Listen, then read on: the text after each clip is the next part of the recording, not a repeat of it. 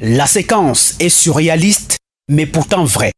Beaucoup ont cru à un photomontage, et pourtant la chaîne de télévision de droit français TV5 Monde a bel et bien diffusé sur ses antennes le drapeau de la République imaginaire d'Ambazonie en lieu et place de celui du Cameroun.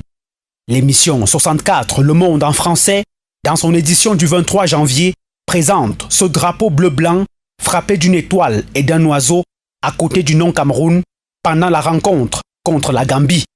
Le drapeau présenté est en effet celui de l'État dont se revendiquent les séparatistes des régions du Nord-Ouest et du Sud-Ouest Cameroun.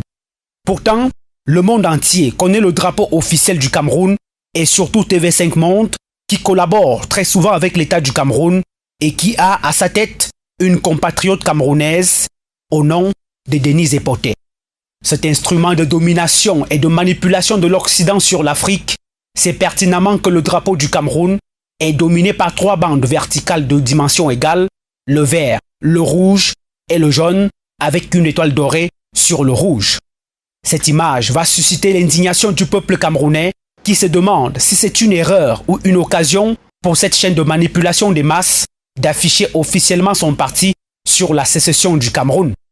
Pour le premier cas de figure, l'erreur est tout de suite évacuée, car la chaîne aurait déjà fait un démenti, ou tout au moins une communication pour présenter ses excuses au peuple camerounais.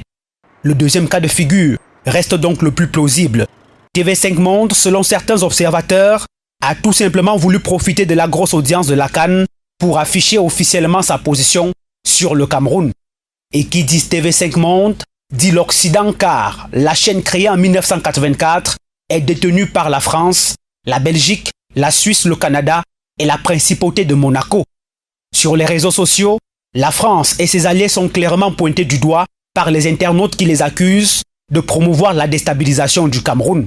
Le Cameroun qui a justement réagi par le biais de son Conseil national de la communication qui demande aux responsables de la chaîne de télévision, dans un ton presque de supplication, des explications appropriées au sujet de cet impair. Si c'était un petit média privé camerounais, la sanction de suspension d'1 siècle serait déjà tombée. Mais comme il s'agit d'un très gros et grand média français, on supplie pour avoir des explications. TV5 Monde aujourd'hui, France 24 et RFI hier, BBC demain, feront toujours partie des médias au service du néocolonialisme pour abrutir et détruire les peuples africains. Mais des médias qui sont toujours traités par nos gouvernants avec le plus grand respect. C'est à eux qu'on réserve les exclusivités et l'accès à toutes les sources d'information. Conséquence, ce qui est dit dans ces médias est du pain béni pour les peuples africains. Il y a quelques mois encore, TV5 Monde recevait en grande pompe certains responsables de Reporters sans frontières et diffusait des informations erronées sur l'assassinat d'un acteur de médias camerounais. Personne ne s'en est offusqué, tout le monde buvait cela comme du petit lait. C'est la raison pour laquelle ces médias sont systématiquement chassés de certains pays d'Afrique de l'Ouest, comme le Mali. Ce sont tout simplement des instruments au service de la destruction et la domination de l'Afrique. À l'heure qu'il est, le signal de TV5 Monde devrait être coupé du territoire camerounais car c'est de notre souveraineté dont il est question. Mais bon,